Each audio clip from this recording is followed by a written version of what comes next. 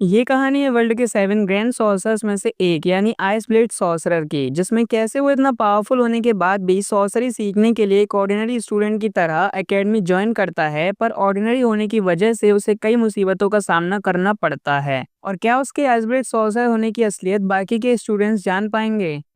कहानी की शुरुआत में हमें हमारा मेन कैरेक्टर रे वाइट देखने को मिलता है, जो कि सॉर्सरी सीखने के लिए अर्नोल्ड एकेडमी में एंटर कर रहा होता है। थोड़ा आगे जाकर वो ऑडिटोरियम का रास्ता ढूंढने के लिए रुकता है, जिस वजह से पीछे से आने वाली एक लड़की को धक्का लग जाता है। वो गिरने ही वाली होती है, पर रे उसका हाथ पकड़कर उसे गिरने से बचा लेता है। वो लड़की रे से इम्प्रेस होने लगती है और रे उसे बताता है कि वो न्यू एडमिशन है और आज ही एकेडमी में आया है। वो ऑडिटोरियम का रास्ता ढूंढने के लिए रास्ते में रुका था। ये सुनकर पीछे खड़ी दो लड़कियां बोलती हैं कि सारे न्यू स्टूडेंट्स 2 दिन पहले ही एकेडमी में आ चुके थे, लेकिन एक स्टूडेंट ओपनिंग सेरेमनी वाले दिन आने वाला था, जो कि ना तो किसी नोबल फैमिली से बिलोंग करता है और ना ही किसी एरिस्टोक्रेट फैमिली से। वो बस एक ऑर्डिनरी है। ये सुनकर रे का हाथ पकड़ी लड़की अजीब सा बर्ताव करने लगती है, जिसे रे समझ नहीं पाता। तभी वहाँ एक एल्बर्ट एलियम नाम का लड़का अपने ग्रुप के साथ आता है। रे उसकी तरफ दोस्ती का हाथ बढ़ाता है, पर एल्बर्ट रे से कहता है कि उसके जैसे ऑर्डिनरी की इस एकेडमी में कोई जगह नहीं है। रे उससे कहता है कि उसे ऐसा नहीं बोलना चाहिए, क्योंकि ऐसी बहुत सी चीजें हैं जो वो इस एकेडमी में सीखना चाहता है। ये सुनकर एल्बर्ट को गुस्सा आ जाता है और वो रे को मारने के लिए आगे बढ़ता है, लेकिन रे उससे बच जाता है। एल्बर्ट को और गुस्सा आता है, पर तभी वहाँ टॉप नोबल फैमिली की लड़की एमिलिया रोज आ जाती है। ये देखकर एल्बर्ट और उसका ग्रुप वहाँ से चले जाते हैं, लेकिन एल्बर्ट जाते हुए भी रे को वार्निंग देता है कि वो उस जैसे ऑर्डिनरी को इस एकेडमी में कभी भी एक्सेप्ट नहीं करेगा। एमिलिया की रे से दोस्ती हो जाती है, लेकिन वो उसे बताती है कि वो इस एकेडमी का पहला ऑर्डिनरी है और इस वजह से उसे कई मुसीबतों का सामना करना पड़ सकता है,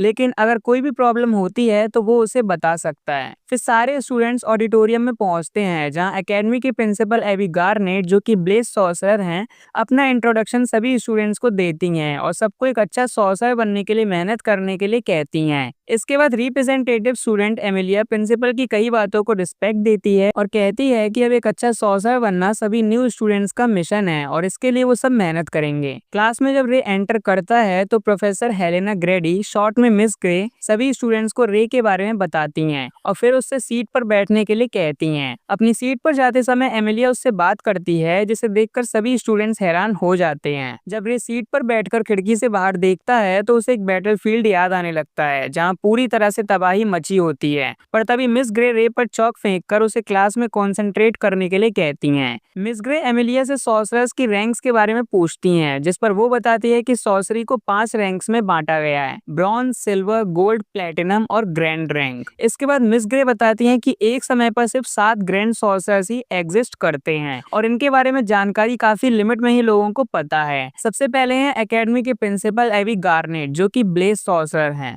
दूसरी है कैरल कैरोलिन, जो कि एक स्पेल बाइंडिंग सॉर्सरर हैं। तीसरा है ईस्ट वॉर का हीरो आइस ब्लेड सॉर्सरर, जो कि ईस्ट वॉर की जीत के बाद गायब हो गया और बाकी के 4 सॉर्सरर्स के बारे में कोई भी जानकारी नहीं है। मिस ग्रे सभी स्टूडेंट से कहती हैं कि उन्हें ग्रैंड रैंक पर पहुंचकर एक पावरफुल सॉर्सरर बनना है, पर इसी बीच एल्बर्ट कहता है कि अगर वो सब एक महान सॉर्सरर बनने के लिए इस एकेडमी में आए हैं तो एक ऑर्डिनरी यहाँ पर क्या कर रहा है। जिस पर वो उससे कहती हैं कि एकेडमी में आने के लिए सभी स्टूडेंट्स ने एंट्रेंस एग्जाम और इंटरव्यू पास किया था, तब जाकर उन्हें यहाँ एडमिशन मिला है और इसलिए नोबल ऑर्डिनरी होने का कोई मतलब नहीं है। फिर वो लोग सॉर्सरी की प्रैक्टिस करते हैं, जिसके स्टार्टिंग में मिस ग्रे एमिलिया से सॉर्सरी के बारे में पूछती हैं, जिस पर वो बताती है कि सॉर्सरी प्राइमा मटेरिया को रिकंस्ट्रक्ट करने की आर्ट है। और फिर मिस ग्रे पूरी क्लास को एक्सप्लेन करते हैं कि सॉर्सरी कोड थ्योरी की तरह है। सबसे पहले प्राइमा मटेरिया को इनकोड करके और फिर मटेरियल कोड को डिकोड करके जो भी मैनिफेस्ट किया जाता है, यूजर उसे बना सकता है और उसे मिटा भी सकता है। एमिलिया पूछती है कि क्या इसकी कोई लिमिट है, जिस पर मिस ग्रे बताती है कि इसकी कोई लिमिट नहीं है और ये सॉर्सरर की एबिलिटी पर डिपेंड करता है। सॉर्सरी एक आर्ट है मैटर या फेनोमेना को क्रिएट करने की।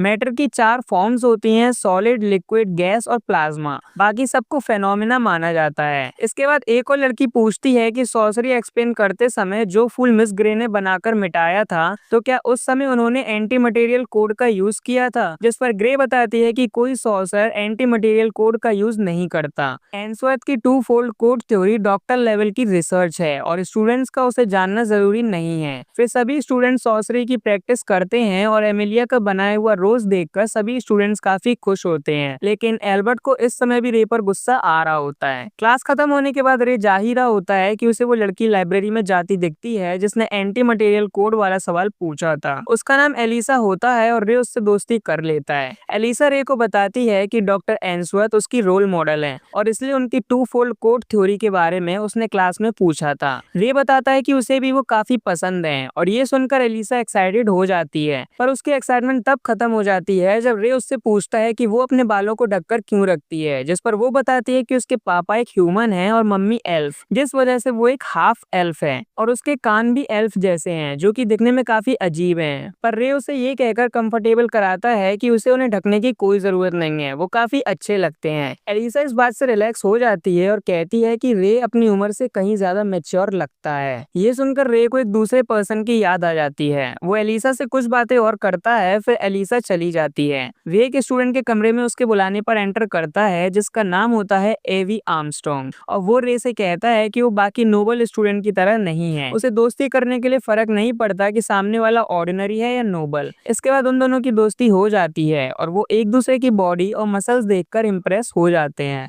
अगले दिन सुबह रे रनिंग कर रहा होता है और इस दौरान उसकी मुलाकात होती है रेबिका ब्रैडली नाम की थर्ड ईयर स्टूडेंट से।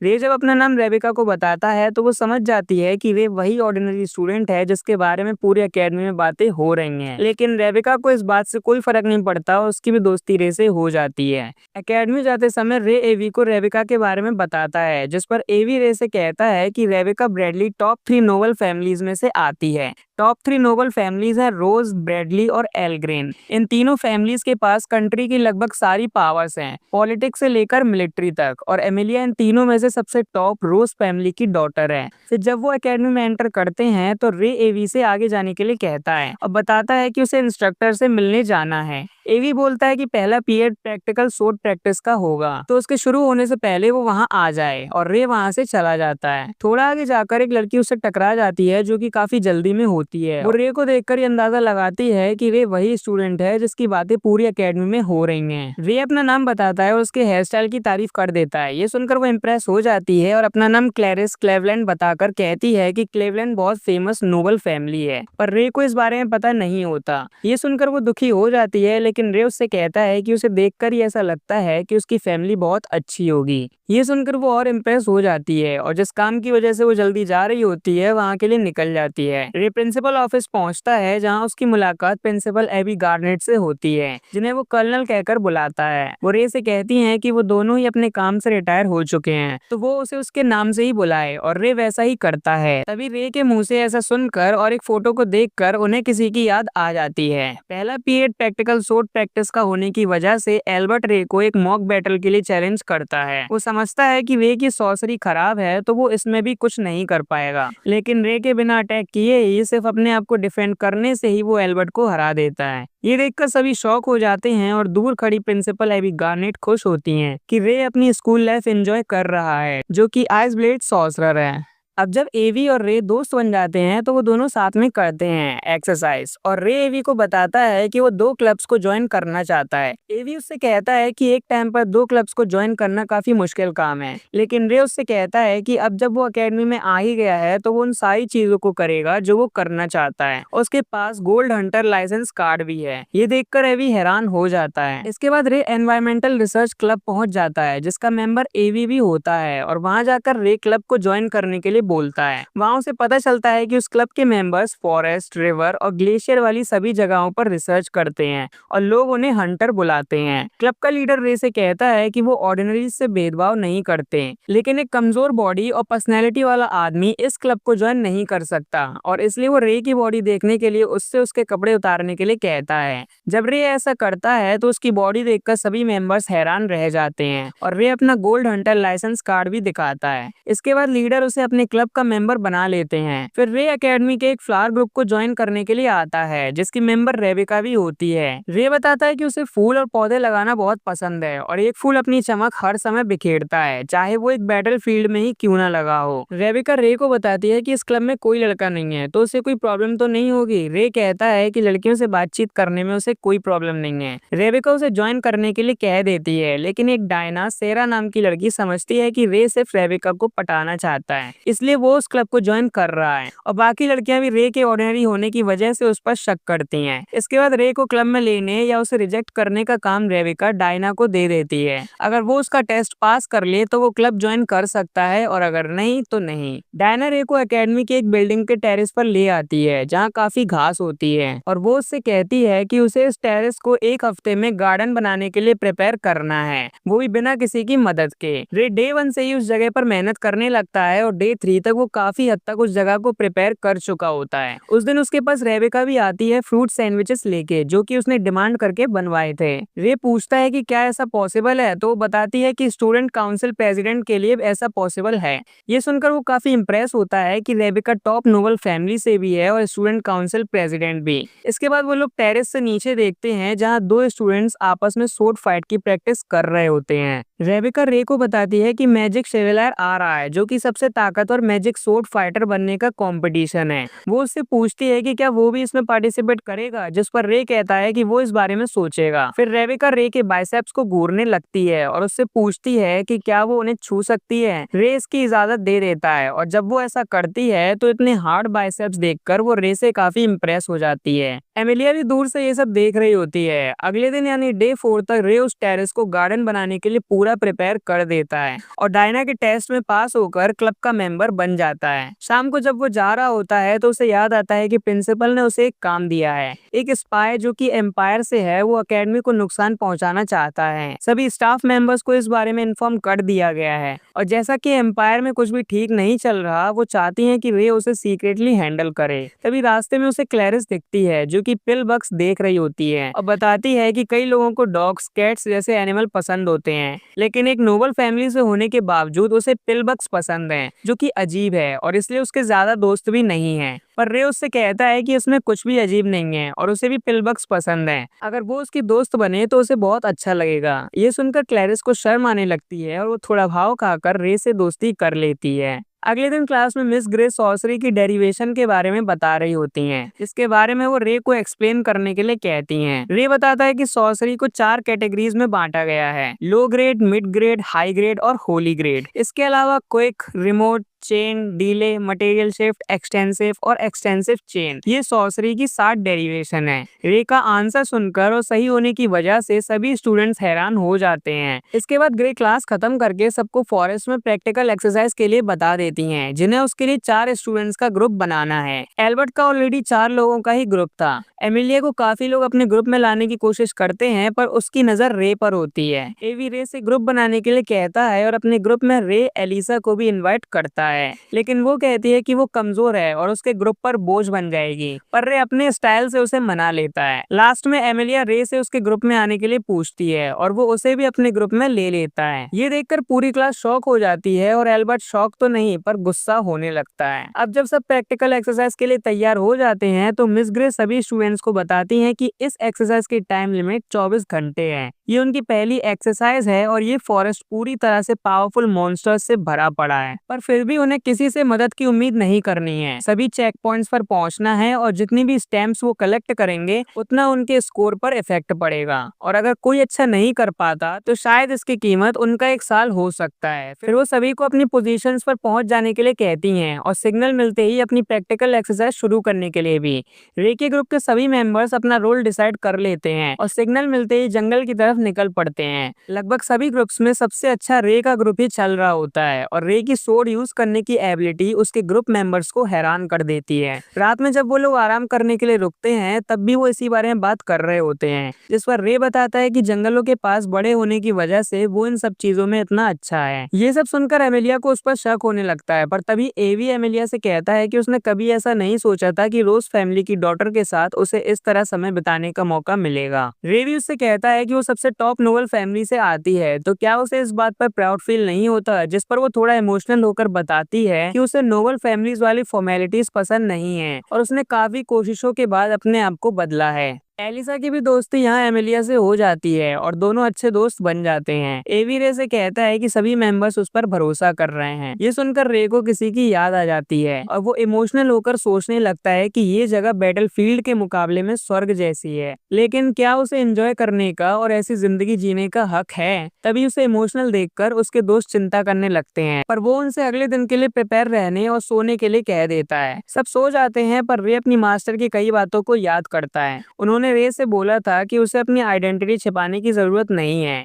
लेकिन अगर वो खुलकर अपनी स्कूल लाइफ एंजॉय करना चाहता है तो अगर इसे सीक्रेट रखे तो अच्छा है। पर अगर उसे ऐसे दोस्त मिलते हैं जिन पर वो भरोसा कर सकता है तो उन्हें बताने में कोई परेशानी नहीं है। फिर अगले दिन रे का ग्रुप अपने मिशन पर रहता है कि तभी उन्हें किसी के चिल्लाने की आवाज आती है। रे अकेला उस आवाज का पीछा करते हुए चला जाता है क्योंकि उसे कुछ बुरा होने जैसा महसूस हो रहा था। वो देखता है कि एल्बर्ट के ग्रुप पर एक मॉन्स्टर ने हमला कर दिया है जिसे उनका ग्रुप हैंडल नहीं कर पा रहा। तभी रे अपनी सॉर्सरी और सोर्ड यूज करने की एबिलिटी से उस मॉन्स्टर को हरा देता है और एल्बर्ट को उठाने के लिए अपना हाथ बढ़ाता है, पर एल्बर्ट शुक्रिया कहने की जगह अभी भी उस पर गुस्सा होता है। तभी वहाँ रे के बाकी दोस्त भी आते हैं जिनमें से एलिसा और एवी एल्बर्ट के दोस्तों की मदद करते हैं और एमिलिया रे का मॉन्स्टर को अकेले हराने की वजह से उससे पूछती है कि आखिर वो है कौन। तभी पास ही में पेड़ के पीछे खड़ा एक अजनबी इंसान उस मॉन्स्टर में कुछ इंजेक्ट कर देता है जिसकी वजह से वो मॉन्स्टर फिर से जिंदा हो जाता है। उसका अपीयरेंस बदलने लगता है और साथ ही वो पहले से ज्यादा पावरफुल हो जाता है।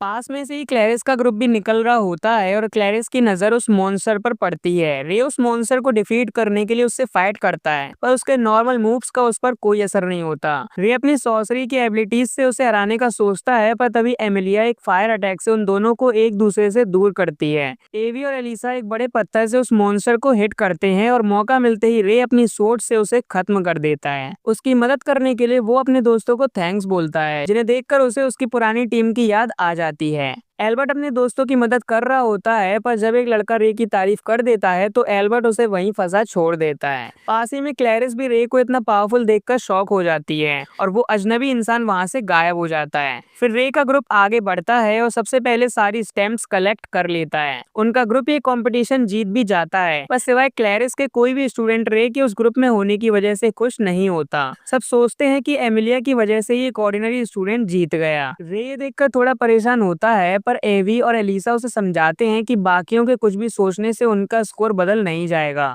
और ये सुनकर रे फिर से नॉर्मल हो जाता है। अपने घर पर रे की मास्टर उसके आने का वेट कर रही होती हैं क्योंकि उसे एकेडमी गए हुए 2 महीने हो चुके थे और शायद इस समय में उसमें कुछ बदलाव भी आ गए हों। जैसे ही रे वहाँ पहुँचता है वो उसे अपने पास बिठाकर उससे कहती हैं कि जब तक बहुत जरूरत ना हो तब तक उसे अपनी पावर्स का यूज नहीं करना है। अगर वो कभी ऐसी किसी सिचुएशन में फंसता है तो उसे सोचना है कि क्या वो अपनी सॉर्सर वाली एबिलिटीज को हैंडल कर सकेगा। फिर वो उसे पूरी तरह से आइस ब्रेक सॉर्सर होने का टाइटल दे देंगी, ना सिर्फ पावर के मामले में बल्कि माइंडसेट के मामले में भी। वो आगे बताते हैं कि सॉर्सरी का कनेक्शन इंसान के दिमाग से होता है, जिसके बेसिस पर उन्होंने 2 फोल्ड कोड थ्योरी की रिसर्च की थी और दिमाग के जिस पार्ट में सॉर्सरी का डेटा सेव रहता है उसे एनग्राम बोला जाता है। यूजेनिक्स नाम का एक ग्रुप जो कि सीक्रेटली गलत काम करता है, बिना किसी रिसर्च के सॉर्सरर्स के एनग्राम्स को चुराना चाहते हैं। उन्हें भी यूजेनिक्स ज्वाइन करने का ऑफर मिला था, पर वो ऐसा कभी भी नहीं करेंगी और अगर रे को अपनी सॉर्सरी और अच्छी करनी है तो उसके लिए उसे रिस्पॉन्सिबिलिटी के साथ और लोगों के बारे में भी सोचना पड़ेगा। रे इस बात को समझ जाता है, फिर वो अपनी मास्टर को लेकर वॉक के लिए जाता है जहाँ उसकी मास्टर को काफी अच्छा लगता है। दोस्तों के बारे में पूछने पर रे अपनी मास्टर को बताता है कि उसने कई दोस्त बनाए हैं जिनमें से एक हाफ एल्फ गर्ल है और वो उनकी रिसर्च और उन्हें बहुत पसंद करती है। रे की मास्टर कहती हैं कि वो भी उसके दोस्तों से मिलना चाहेंगी। वो बताती हैं कि कुछ ही दिनों में मैजिक शेवलायर आने वाला है जिसकी वो लगातार 4 बार विनर रही हैं और अगर रे उसमें पार्टिसिपेट करेगा तो वो भी जीत सकता है। पर रे कहता है कि उसने इस बारे में सोचा नहीं है। पार्टिसिपेट करने की बजाय वो अपने दोस्तों के लिए चीयर करना चाहता है।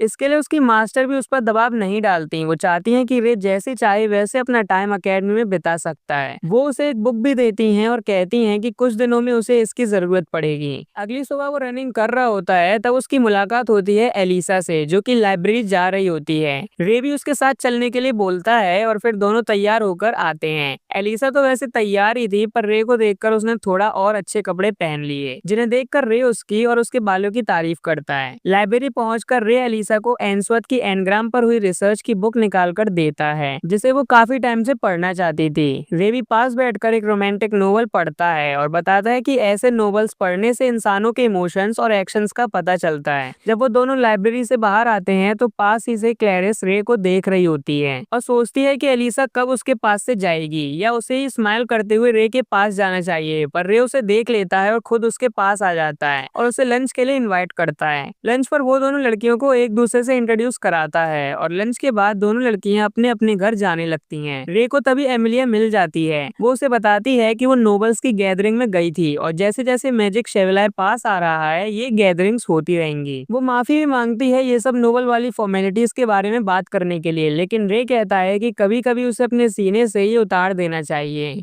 मतलब ये फॉर्मेलिटीज का बोझ किसी को बताकर उतार देना चाहिए। रे भी बताता है कि उसने अब तक का टाइम एलिसा और क्लैरिस के साथ बिताया। ये सुनकर एमिलिया भी कहीं चलने के लिए उससे बोलती है। रे मान जाता है और एक स्टोर पर पहुंचकर एमिलिया अलग अलग तरह की ड्रेस ट्राई करती है और रे उसकी तारीफ करता है। लास्ट में अपनी ड्रेस पहनते समय वो सोचती है कि रे सभी लड़कियों से इतनी आसानी से बात कैसे कर लेता है, जिस पर वो बताता है कि वो औरतों के बीच में ही पला बड़ा है, इसलिए उसे कोई परेशानी नहीं होती। इसी बीच एमिलिया के सामने एक मकड़ी आ जाती है जिसे देखकर वो डर जाती है और डर कर चेंजिंग रूम से बाहर निकल आती है रे के पास, पर उसे शर्म आने लगती है और वो वापस अंदर चली जाती है। रे उससे माफी मांगता है उसे ऐसी सिचुएशन में टच करने के लिए, पर वो कहती है कि इसमें उसकी गलती नहीं थी। इस सब के बाद मिस ग्रे रे को अपने पास बुलाती हैं और उससे पूछती हैं कि रे को एकेडमी में कैसा लग रहा है, क्योंकि वो काफी टाइम से सॉर्सरी की रिसर्चर बनना चाहती थी, लेकिन टीचर का काम करते हुए उन्हें अब काफी टाइम बीत गया और वो रिसर्चर बनने पर फोकस नहीं कर सकती।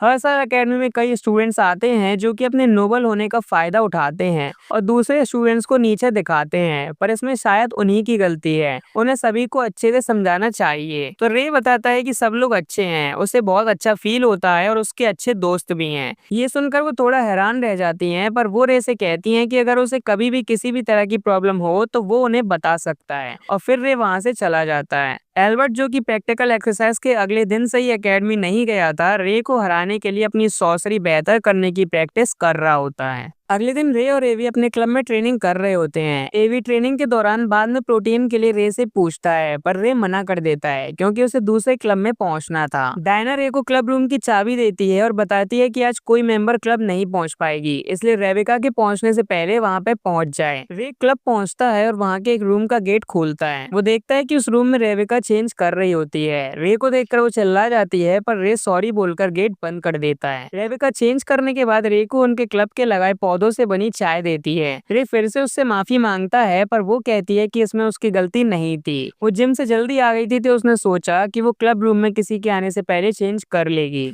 और रे से सब भूल जाने के लिए कहती है और उसे अपने क्लब के प्लान से रिलेटेड कुछ रिकॉर्ड्स दिखाती है, जिसमें प्लान से रिलेटेड बहुत सी इन्फॉर्मेशन होती है, जैसे कि सॉर्सरी से प्लांट्स को मॉडिफाई करना। और फिर वो उसे गार्डन में कुछ प्लांट्स दिखाते हुए बताती है कि प्लांट्स भी सॉर्सरी का यूज कर सकते हैं और कार्निवोरस प्लांट्स के लिए ये नॉर्मल है। ये सब बताते हुए वो थोड़ी इमोशनल हो जाती है, जिसके बारे में रे उससे पूछता है तो वो बताती है कि ये इन्फॉर्मेशन किसी नए मेंबर को देने में उसे काफी अच्छा लग रहा है, क्योंकि वो टॉप 3 नोबल फैमिलीज में से एक है और जब भी वो किसी मेंबर्स को प्लांट्स के बारे में कुछ भी बताती है तो वो जानने में हिचकिचाते हैं और मना कर देते हैं। रे कहता है उसे अच्छा लगेगा अगर वो रोज उसे ऐसे ही देती रहे इन्फॉर्मेशन, और वो क्लब के रिकॉर्ड्स की बुक भी पढ़ने के लिए उससे ले लेता है। रेबेका रे से मैजिक शेवलायर में पार्टिसिपेट करने के बारे में पूछती है तो वो बताता है कि वो एमिलिया को सपोर्ट करने जाएगा। वो उससे पूछता है कि तीसरी टॉप नोबल फैमिली का इस एकेडमी में कोई स्टूडेंट नहीं है क्या, जिस पर वो बताती है कि उस फैमिली की डॉटर डायोम एकेडमी में है और वो एमिलिया को कंपटीशन में अच्छी टक्कर देगी। अगले दिन सोर्ड फाइट की प्रैक्टिस के दौरान एमिलिया रे को मॉक बैटल के लिए चैलेंज करती है, क्योंकि फॉरेस्ट ट्रेनिंग के समय रे की सोर्ड एबिलिटी ने उसे हैरान कर दिया था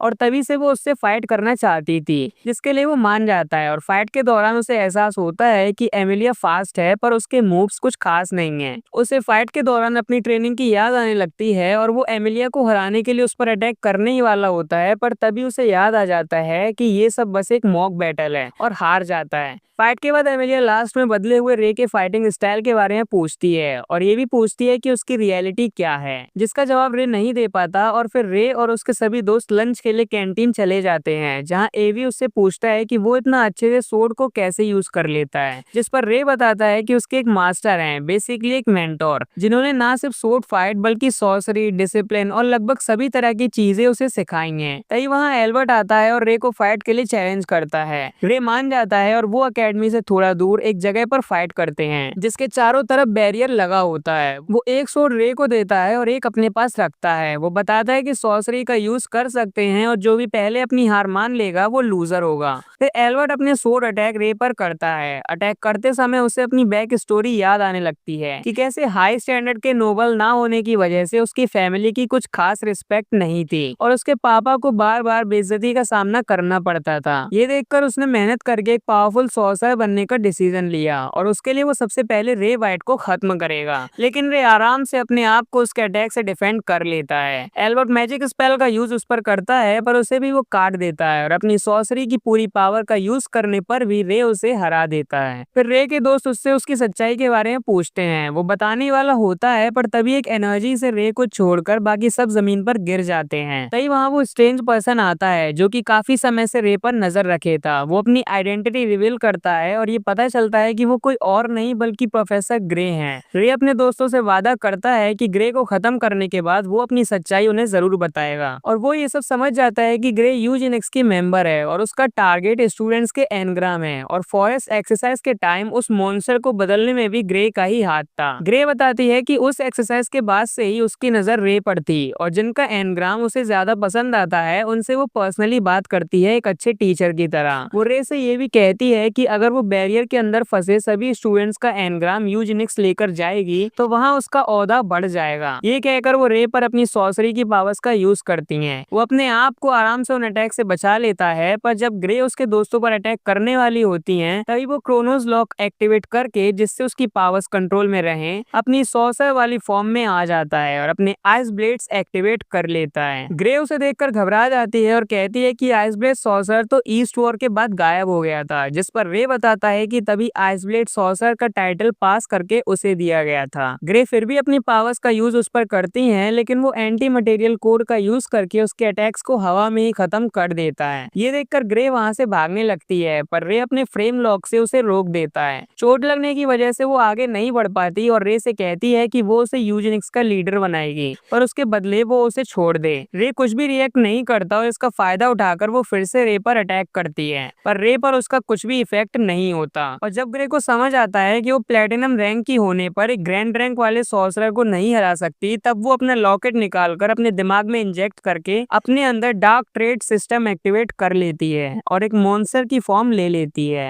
अब उन लोगों के आसपास लगा बैरियर हट जाता है और सभी स्टूडेंट्स पर जो एनर्जी प्रेशर डाल रही होती है वो भी हट जाती है और सभी देखते हैं कि रे और ग्रे आपस में फाइट कर रहे होते हैं। फाइट के दौरान रे की बॉडी आइस में बदलने लगती है और उसके सिर से खून भी निकलने लगता है। ये देखकर रे समझ जाती है कि रे अपनी पावर्स के कंट्रोल में नहीं है। वो इसका फायदा उठाकर उसे हराने का सोचती हैं, पर रे अपनी आइस ब्लूम प्रोफेशन की एबिलिटी से ग्रे को हरा देता है। रे पहले जैसे नॉर्मल होने लगता है और अपने दोस्तों को अपने पास आता हुआ देखकर सोचता है कि उसने सभी को बचा लिया और बेहोश हो जाता है। बेहोशी की हालत में उसे उसका पास्ट याद आने लगता है, जब वो बच्चा था और बेहोशी की हालत में लीडिया एंसवर्थ, जो कि उसकी मास्टर हैं, उसे अपने बेस पर ले गई थी क्योंकि वो उन्हें पास के गांव में अकेला सर्वाइवर मिला था। एबी लीडिया को बताती हैं कि कर्नल रे को गांव का सिटीजन नहीं मानते और शायद उनका डिसीजन उसके अगेंस्ट में हो, क्योंकि जिस गांव में रे लीडिया को मिला था वो गांव शापित था और गांव वाले भगवान को बुलाने के लिए कुछ अलग अलग तरह की पूजा करते थे।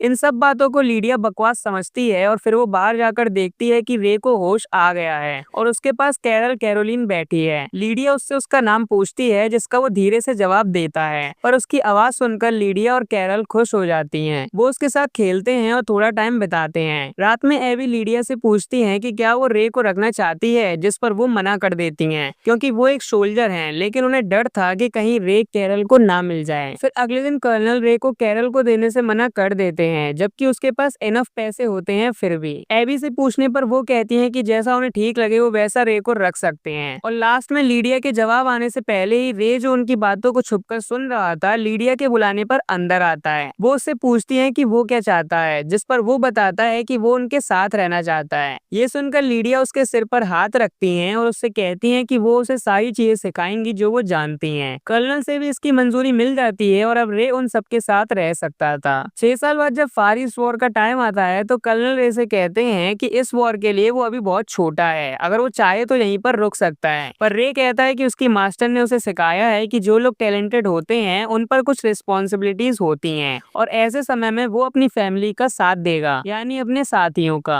हॉवर्ड नाम के एक सोल्जर उससे कहते हैं कि अगर कोई भी परेशानी आएगी तो वो उसकी रक्षा करेंगे। पर वॉर में उनकी भयानक मौत देखकर रे अपनी पावर्स से कंट्रोल खो बैठता है। उसकी पावर्स ओवरहीट होने लगती हैं और कुछ देर बाद हॉवर्ड उससे कहते हैं कि तुम्हें जीना होगा रे, मैं तुम्हें आसमान से बढ़ते हुए देखूंगा। और तभी रे को होश आ जाता है। वो देखता है कि उसके पास उसकी मास्टर बैठी हैं। वो अपने दोस्तों के बारे में पूछता है, जिस पर एबी उसे बताती है कि सब रिकवर हो गए हैं। वो अपनी मास्टर से माफी मांगता है अपनी पावर्स का यूज करने के लिए, पर वो उससे नाराज नहीं होती और कहती हैं कि जब वो पूरी तरह से ठीक हो जाए तो उनसे मिलने आ जाए। और ज्यादा कुछ कहे बिना वो वहाँ से चली जाती हैं। पर उनकी केयर टेकर मिस कार्ला रे को बताती हैं कि जब वो बेहोश था तो वो काफी चिंता में थी। एबी रे को बताती है कि जब लीडिया ने उसे एकेडमी भेजने के लिए बोला था तो एबी ने मना कर दिया था। वो चाहते थे कि रे अभी थोड़ा और रेस्ट करें। और जैसा कि उनकी एकेडमी ज्यादातर नोबल फैमिली से जुड़ी हुई है तो एक ऑर्डिनरी होने की वजह से उसके साथ जो भेदभाव होगा वो उसके लिए ठीक नहीं होगा। पर लीडिया ने एबी से रिक्वेस्ट करके उसे एकेडमी भिजवाया ताकि उसका मन अपने पास्ट से आगे बढ़े और अपनी उम्र के दोस्त वो बना सके, उनके साथ टाइम बिता सके और अपनी लाइफ अपने तरीके से एंजॉय कर सके। वो ये भी कहती हैं कि अगर वो अपनी मास्टर की इच्छा मानेगा तो उन्हें बहुत अच्छा लगेगा। रे ये सब सुनकर इमोशनल हो जाता है और दूसरी तरफ उसकी मास्टर भी एकेडमी से बाहर आकर उसके ठीक होने की वजह से खुशी से रोने लगती हैं। एबी रूम से बाहर निकल जाती हैं और फिर रे अपने दोस्तों से मिलता है। वो उनसे अपनी सच्चाई छुपाने के लिए माफी मांगता है और अपनी सच्चाई बताता है कि वो आइस ब्लेड सॉर्सरर है। वो कहता है कि पास्ट में एक बार उसकी पावर्स ओवरहीट हो गई थी। उस समय उसने अपने एनग्राम से कंट्रोल खो दिया था और उसे भी समझ नहीं आया था कि आखिर हुआ क्या। जब उसने खुद को संभाला तो देखा सिर्फ उसकी मास्टर उसके पास हैं और अब भी उसकी पावर्स ओवरहीट ना हो जाएं, इसके लिए वो क्रोनोस लॉक का यूज करता है। ये सुनकर एमिलिया समझ जाती है कि वो इसलिए कहता है कि वो सॉर्सरी में अच्छा नहीं है और पास्ट में उसने अपने कई साथियों को खोया है, साथ ही कई लोगों को मारा भी है, लेकिन अपने देश की रक्षा के लिए, जिसकी वजह से उसके हाथ खून से सने हुए हैं। और वो हर समय सोचता रहता है कि क्या उसे ऐसे लाइफ एंजॉय करने का हक है। जिस पर उसके दोस्त उसे हिम्मत देते हैं। वो कहते हैं कि उन्हें उसके पास्ट से कोई मतलब नहीं है, अब वो हमेशा उसके साथ रहेंगे उसके दोस्त बनके।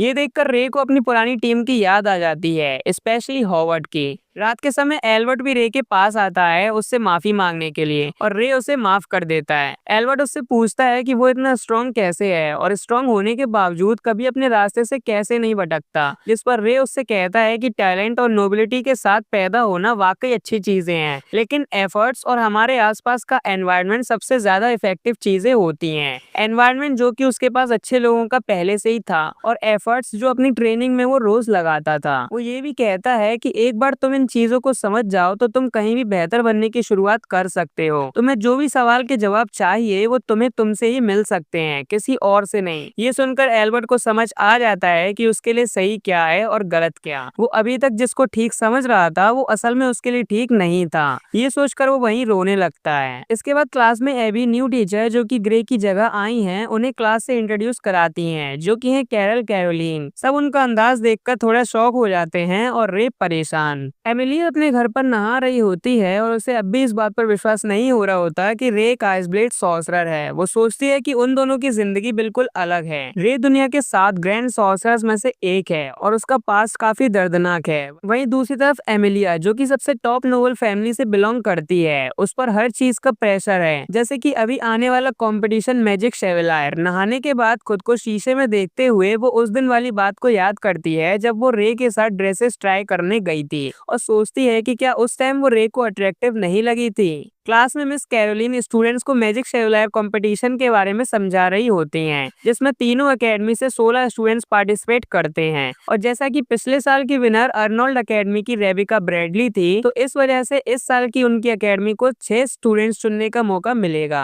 वो बताती हैं कि उनके पास काबिल स्टूडेंट्स हैं फाइट के लिए, पर डायोम एकेडमी एक्चुअल फाइट में आगे है और वहीं मर्क्रॉस एकेडमी सॉर्सरी रिसर्च में। फिर भी उन्हें अपने स्टूडेंट्स पर भरोसा है, स्पेशली रे पर। रे मिस कैरोलिन को निकालने के लिए प्रिंसिपल एबी से बोलता है, क्योंकि वो उन्हें हैंडल नहीं कर सकता। वो बताती हैं कि कैरोलिन फ्री थी, इसलिए उन्हें ग्रे की जगह दे दी गई, और वैसे भी वो सॉर्सरी में अच्छी हैं और साथ ही साथ स्टूडेंट्स को भी पसंद है। पर रे कहता है कि वो उन्हें पसंद इसलिए हैं क्योंकि वो उनकी सच्चाई नहीं जानते। तभी मिस कैरोलिन वहां पहुंच जाती हैं और रे को परेशान करने लगती हैं। इसके बाद रे और क्लैरिस टूर्नामेंट के लिए क्वालिफाई होने जा रहे स्टूडेंट्स की फाइट देखते हैं। एक फाइट को एनालाइज करके रे विनर का अंदाजा लगाता है। क्लैरिस सोचती है ऐसे एनालाइज करना बहुत कठिन काम है, पर एक दूसरी रिंग में एमिलिया की फाइट हो रही होती है, जिसका अंदाजा वो तुरंत लगा लेती है कि इसकी विनर एमिलिया ही होगी, और 6 सेकंड्स में एमिलिया अपने अपोनेंट को हरा देती है। पर वो खुश नहीं होती, क्योंकि उसके डैड ने उससे बोला है कि वो सबसे टॉप नोबल फैमिली की डॉटर है और उसे इस तरह से फाइट करनी होगी जैसे वो इस टूर्नामेंट की जीत पर ही निर्भर है, और एराइन से हारने का तो सवाल ही पैदा नहीं होता। रे एराइन एल्ग्रेन के बारे में अपनी प्लांटिंग क्लब में डिस्कस करता है, जहाँ उसे रेबिका और डायना से पता चलता है कि उस फैमिली की डॉटर डायोम एकेडमी में इस साल की स्टूडेंट रिप्रेजेंटेटिव है और उसका फाइटिंग स्टाइल, उसके मूव्स काफी अच्छे हैं। अगर एमिलिया और वो टूर्नामेंट में एक साथ दिखेंगे तो उनके बीच अच्छी खासी फाइट होगी। एमिलिया का अब सिर्फ एक मोटिव होता है, अपने पापा की एक्सपेक्टेशंस पर खरे उतरना। शाम को रे ट्रेनिंग के बाद अपने मास्टर की दी हुई बुक पढ़ता है और फिर एमिलिया से मिलकर टूर्नामेंट के लिए क्वालिफाई होने के लिए कॉन्ग्रेचुलेट करता है, पर थोड़े टफ टोन में, क्योंकि वो उसे और स्ट्रॉन्ग देखना चाहता है। एमिलिया बताती है कि एराइन उससे बहुत ज्यादा स्ट्रॉन्ग है, पर रे उसे विश्वास दिलाता है कि अगर वो उसके मास्टर की एंसवर्थ स्टाइल बूट कैंप की बुक को फॉलो करके ट्रेनिंग करेगी तो वो काफी स्ट्रॉन्ग बनेगी और उसका इंस्ट्रक्टर खुद रे होगा, जिसके लिए वो मान जाती है। रात में सोने से पहले उसे याद आने लगता है कि जब एक नोबल पार्टी में उसकी मुलाकात एराइन से हुई थी और उसने एमिलिया की तरफ दोस्ती का हाथ बढ़ाया था। वो बचपन में एक दूसरे की काफी अच्छी दोस्त बन गई और काफी टाइम साथ में बिताती। उन्होंने एक दूसरे से वादा भी किया कि वो हमेशा ऐसी अच्छी दोस्त बनी रहेंगी। पर एक दिन एक बैटल के दौरान जब एराइन आसानी से एमिलिया को डिफीट कर देती है तो वहाँ उनकी दोस्ती खत्म हो जाती है। वो ये भी मानती है कि बदलने वाला अगर कोई था भी तो वो खुद थी, न कि एराइन। पर अब सरवाइव करने के लिए उसका ये टूर्नामेंट जीतना बहुत जरूरी है। अगले दिन से रे एक अजीब सा मास्क पहनकर एमिलिया का इंस्ट्रक्टर बन जाता है और सिर्फ रेंजर वर्ड में आंसर करने के लिए बोलता है। शुरुआत होती है 20 किलोमीटर रनिंग जैसी एक्सरसाइज से, जो कि रे के लिए लाइट पर एमिलिया के लिए टाइट एक्सरसाइज होती है। इसके बाद वेट लिफ्टिंग, पुशअप जैसी और भी एक्सरसाइज रे एमिलिया से डेली कराता, जिनसे वो परेशान हो जाती है। और एक दिन उसकी नींद भी पूरी नहीं होती कि तभी उसकी खिड़की पर रे आ जाता है उसे जगाने के लिए। पर एमिलिया अब काफी डर जाती है। रे उसका नीचे वेट करता है जहाँ रेबिका और डायना होती हैं। डायना उस पर गुस्सा होती है कि गर्ल्स के रूम के बाहर ऐसे झांकना ठीक नहीं है, पर रे इसके लिए माफी मांगता है और ये भी कहता है कि वो दोनों नाइट सूट में काफी अच्छी लग रही हैं, स्पेशली पजामे में। और इसी मौके का फायदा उठाकर एमिलिया वहाँ से भागने लगती है, पर रे उसे देख लेता है। कुछ टाइम बाद एमिलिया को ढूंढते समय उसे एल्बर्ट मिलता है। वो उससे पूछता है कि वो और स्ट्रॉन्ग कैसे हो सकता है, जिस पर रे उसे बताता है कि उसे पता नहीं चल रहा, पर वो पहले से ज्यादा स्ट्रॉन्ग होता जा रहा है और वो इस बात की उसे गारंटी भी देता है।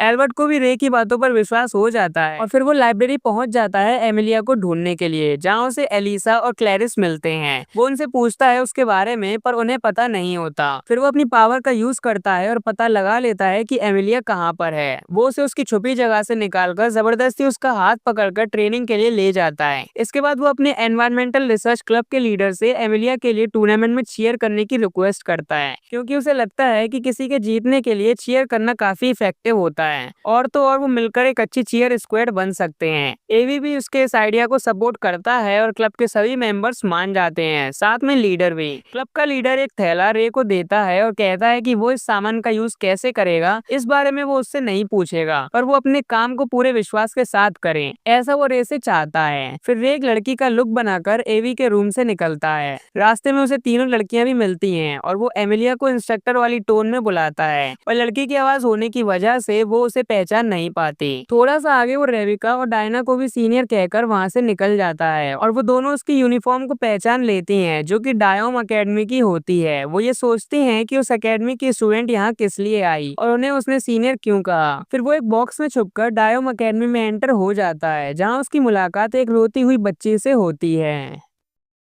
तो भाई ये था रे का OP ice blade power, academy life, new friends और थोड़ी सी मिस्ट्री। मजा आया ना? अब आगे क्या होने वाला है, रे का असली पावर और भी एक्सपोज होने वाला है। बड़े बड़े फाइट्स होने वाले हैं, कई सीक्रेट्स खुलने वाले हैं और एकेडमी में फुल धमाका। अगले एपिसोड से एक्शन नेक्स्ट लेवल का हो जाएगा। तो अगर आपको ये वीडियो पसंद आया हो तो लाइक कर दो, सब्सक्राइब कर दो, बेल आइकन दबा दो ताकि नेक्स्ट रिकैप मिस ना हो। कमेंट में बताओ फेवरेट कैरेक्टर कौन सा लगा अब तक, रे या कोई और। मिलते हैं अगली रिकैप में जल्दी, तब तक के लिए stay cool, stay hyped, bye bye.